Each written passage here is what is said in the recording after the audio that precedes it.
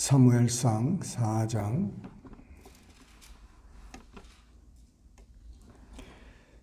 한 목소리로 합독하십니다.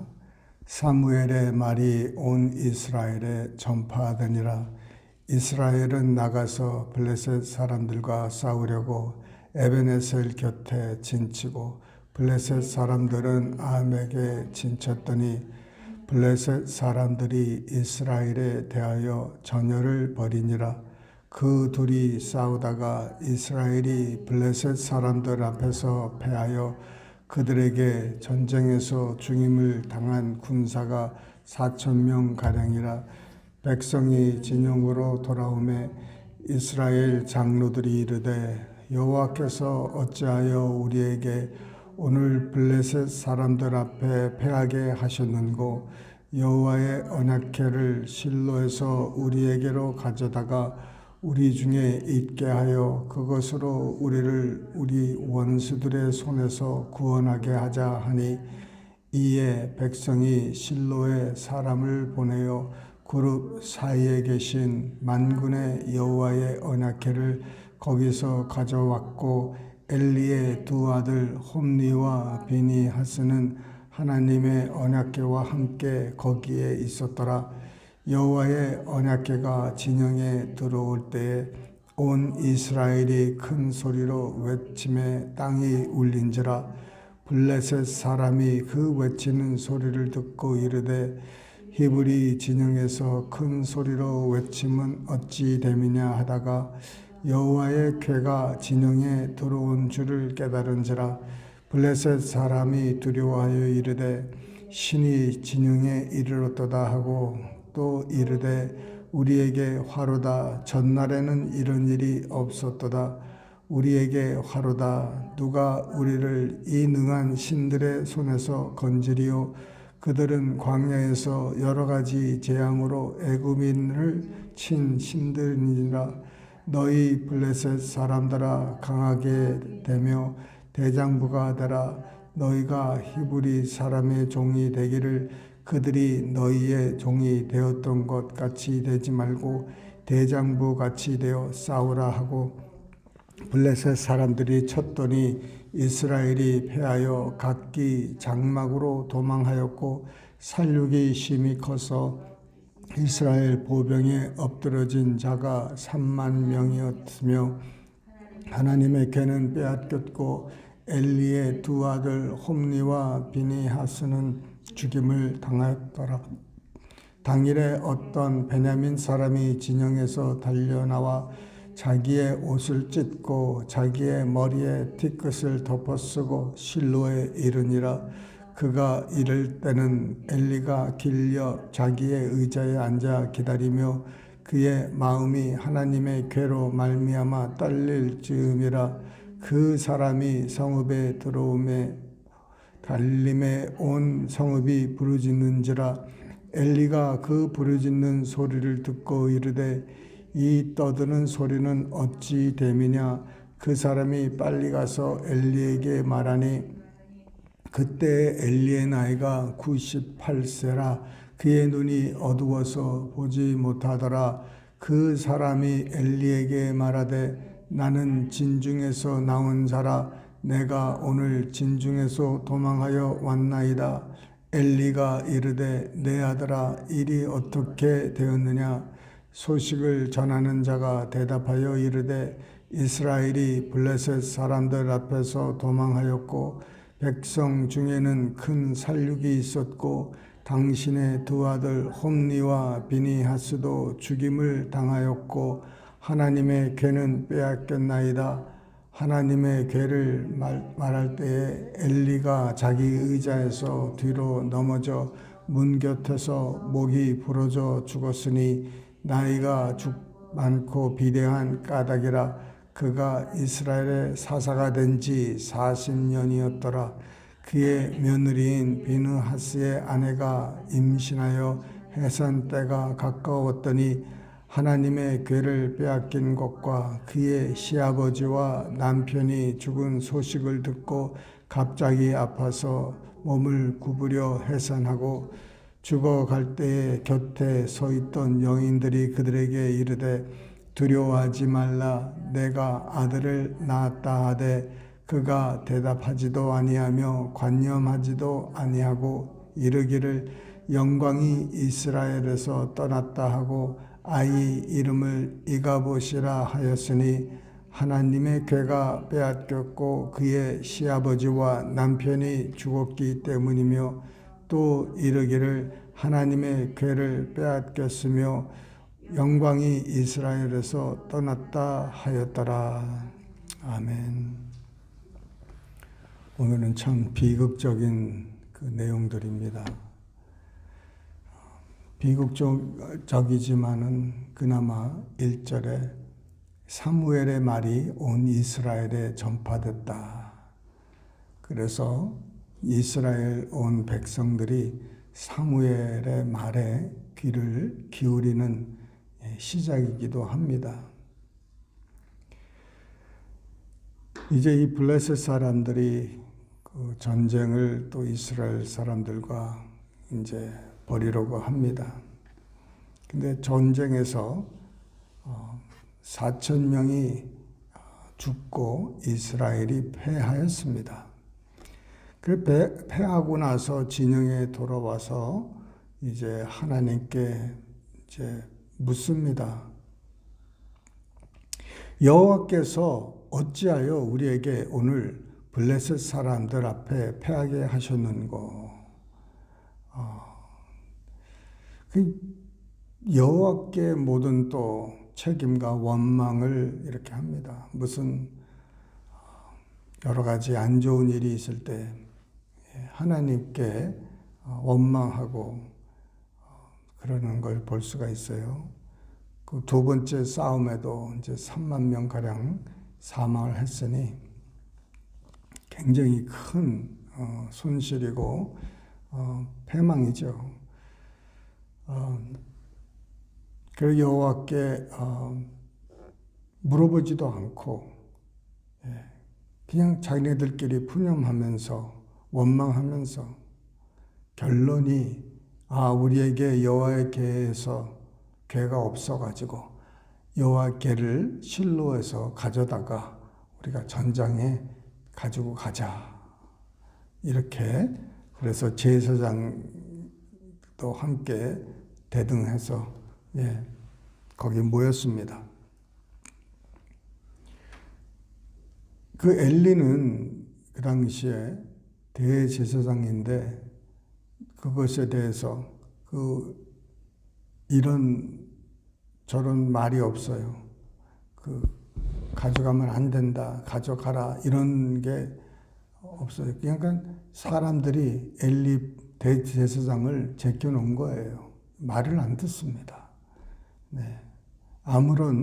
왜냐하면 그 아들들의 행위들을 엘리가 알고도 묵인했다는 그것에 대해서 백성들이 그를 버린 거예요.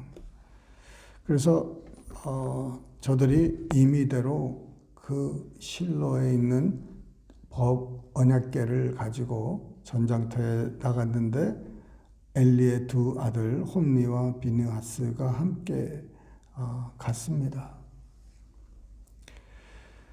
그러니 그 여호와의 백성들, 그 군대들이, 이스라엘 군대들이 진영에 그 언약궤가 들어오는 것을 보면서 사기와 용기가 확 일어나는 거예요. 그러니 이제 환호를 하면서 그 적군까지 이게 들려지는 겁니다. 아니, 지금 4,000명이 지금 3,000명이 죽었고, 그 다음에 이제 우리가 첫 승을 했는데 어떻게 저들이 저렇게 크게 이제 사기가 돌아왔는지 정말 궁금한 거죠. 4,000명이죠. 그런데 결국은 언약궤가 저들에게 임했다. 그것은 뭐냐면 하나님의 신이 저 진중에 있는데 그 신은 바로 그 이스라엘 사람들을 애굽에서 건져내고 수많은 기적과 이적으로 저들을 지켜왔고 이 승리를 주었다는 것을 이제 자기네들이 아니까 굉장히 떨리는 거예요, 이제.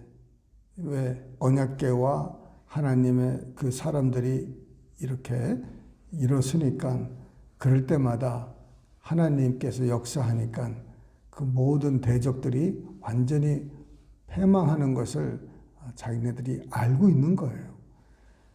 그런데 그 블레셋 사람들이 도망을 쳐야 되는데 그렇지 않았어요. 우리가 더 그 남자답게 용맹스럽게 싸워서 우리가 이기자 하고 결의를 하고 이제 오히려 더 싸움에 아주 용기를 내면서 했습니다. 그랬더니 3만 명이 패하는, 죽는 그런 일이 생겼죠. 그러고 나서는 사람이 소식을 전할 때 엘리가 뒤로 넘어져서 목이 부러져 98세의 운명을 다했고 그 두 아들도 동일한 날에 죽었고 며느리도 죽고 그 손주가 태어나는데 이 손주도 그 예언에 의하면은 백발이 하나도 없는 집안이 됐어요. 그 명이 짧은 거예요. 그런 상황이 된 거예요.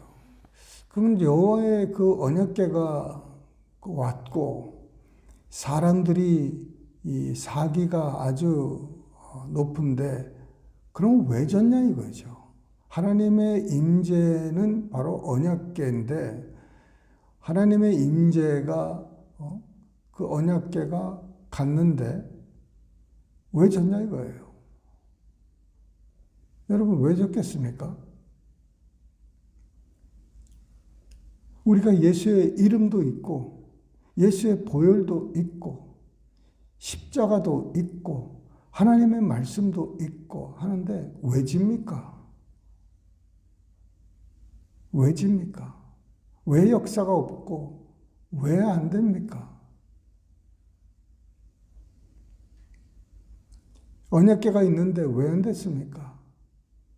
하나님의 임재가 그들 가운데 있었는데도 왜 안 됐습니까? 임재가 떠났다는 거예요. 촛대가 옮겨진 거예요. 그런 무기가 우리에게 있어도 사용할 수가 없는 거예요. 예수의 이름 얼마나 위대한 이름입니까? 모든 것이 예수의 이름에 무릎을 꿇고 복종하게 돼 있어요. 예수의 보혈의 피가 여러분 사해주지 못할 그 죄가 이 세상에는 존재하지 않습니다. 십자가처럼 나의 옛사람을 못 받고 새 사람으로 승리하게 할 수 있는 그런 그 무기가 없습니다. 하나님의 말씀 좌우의 날선 검처럼 예리한 것이 이 세상에는 존재하지 않는데 그것을 다 알고 가지고 있으면서도 왜 집니까?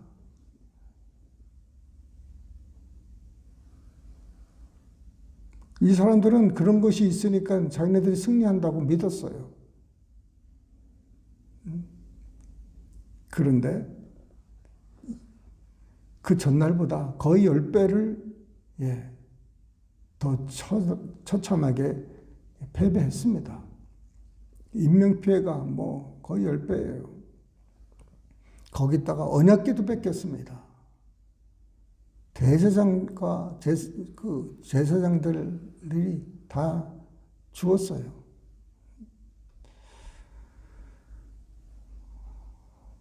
하나님과 관계가 없기 때문에 지는 거예요. 하나님과의 관계가 없는 거예요. 그저 부적처럼, 그저 자동적으로 하나님의 법궤가 있으니까 우리는 자동적으로 이긴다 하는 그 false trust예요. 부적같이 이렇게 생각하는, 하나님하고 관계는 없고 하나님의 임재만 있으면은 뭐 된다고 생각하고 하나님의 이름 예수님의 이름 이런 것이 있으니까 그런데 그것을 쓰려면은 하나님과의 관계가 있어야 되는 거예요. 관계 없이 그냥 그런 것 가지고 아무리 해봤자 안 돼요. 하나님과의 관계가 있는 사람에게는 이 모든 것이 가하고 될 수 있는 거예요. 우리가 지금 급한 건 뭐냐면은 정말 우리가 더 하나님과의 관계에 우리가 더 깊이 나가야 되는 거예요. 다른 것보다도 내가 어떻게 하면은 하나님과 더 친해지고 그분과 더 가까이 동행할 수 있는가? 에녹과 같이 예수님처럼 바울처럼 우리가 어떻게 더 하나님의 그 임재에 대해서 우리가 아는 것이 아니라 임재를 아는 거예요. 뭔가에 대해서 아는 사람들이 너무 많아요. 예수님의 이름에 대해서, 하나님의 말씀의 능력에 대해서, 하나님의 임재에 대해서, 뭐에 대해서, about에 대해서는 알지만은 실질적으로 그 장본인과 그것을 알지는 못해요. 경험이 없는 거예요. 그러니 질 수밖에 없지요. 그러니 원수가 무서워 떨지만은 저 사람들이 그냥 무기만 가지고 나왔지 쓸 줄을 모른다. 쓸 줄을 모른다. 그러니까 어떻게 하겠습니까? 더 힘을 내서 싸우는 거예요. 원수가. 그 참 이 세상이 지금 그렇게 돼가고 있어요. 우리가 어떻게 하든지 좀 늦는 것 같아요. 늦는 것 같지만은 가장 빠른 지름길은 우리가 승리하는 지름길은 하나님께 더 가까이 나오는 그거밖에 없습니다. 아무리 성경 공부 많이 하고 아무리 뭐 봉사하고 해도 하나님과 관계가 없으면은요, 아무것도 없어요. 마리아는 예수님과의 관계를 더 중요시 여겼습니다. 봉사보다도. 그 마르다는 그 음식을 하느라고 정신이 없고 수고스럽고 불평, 불만, 원망하고 그러고 있지만은 그 예수님 발밑에서 그 예수님의 말씀을 사모하고 그 옆에 가까이 있기를 원하는 마리아에게는 그 칭찬이 있었습니다. 그 더 좋은 것이라고 그랬어요. 그러니 우리가 정말 주님 앞에 더 가까이 할 때 우리에게 능력이 임하는 겁니다. 기도하는 사람에게 능력이 임하는 것이지 기도하지 않고 우리가 어떻게 능력이 임하겠습니까? 그저 기도의 능력에 대해서 아는 것이 중요한 게 아니라 그 기도의 능력을 얻기 위해서 그 말씀을 붙들고 엎드려서 하나님께 매달리는 그 길이 가장 빠른 길입니다, 여러분. 그래서 여러분 정말 그 기도에 힘쓰고 정말 주님 앞에 가까이 어떻게든지 나아가는 우리 모두 되시기를 주님의 이름으로 축원합니다. 기도하십니다. 사랑이 많으신 하나님 아버지, 이 아침에도 주님 앞에 나아갑니다. 주님밖에 없습니다. 우리가 의지할 것은 아버지, 우리의 지식이 아닙니다. 아버지, 우리의 경험도 아닙니다. 우리의 힘도 아닙니다. 오직 여호와의 신입니다. 주님, 우리 가운데 또 우리 주위에 수많은 사람들이 아버지 오늘도 아버지 병으로 또 여러 가지 삶의 문제로 허덕이고 힘들어 하는데 우리 교회는 무슨 능력으로 저들을 도와줄 수 있겠습니까?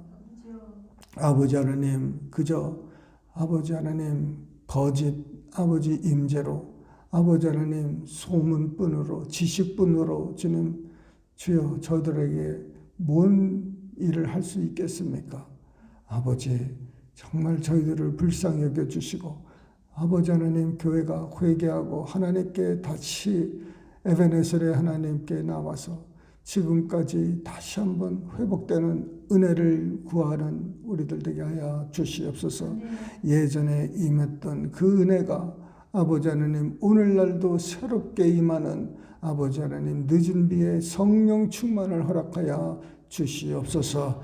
감사합니다. 주님 이 일을 속히 허락하여 주시옵소서. 아버지 하나님 주님이 이제 곧 오시는데 깨어 기도하게 하여 주시옵소서. 감사하고 예수님의 이름으로 기도드리옵나이다. 아멘.